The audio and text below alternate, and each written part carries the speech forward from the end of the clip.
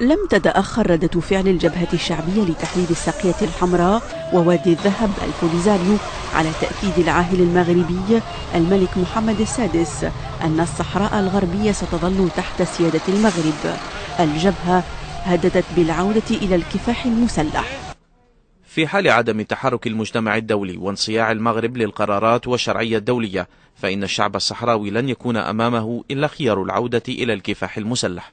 من جهته اعتبر المغرب أن الجزائر هي الطرف الرئيس في النزاع، فدون تحميل المسؤولية للجزائر الطرف الرئيسي في هذا النزاع لن يكون هناك حل، وبدون منظور مسؤول للواقع الأمني المتوتر بالمنطقة لن يكون هناك استقرار.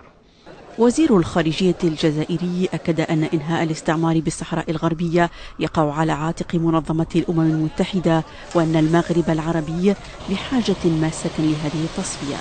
هذا وقد دفع النزاع المسلح الذي انتهى بوقف لإطلاق النار تحت رقابة الأمم المتحدة في العام 91 بعشرات آلاف الصحراويين إلى العيش في مخيمات بمنطقة تندوف قرب الحدود الجزائرية مع المغرب.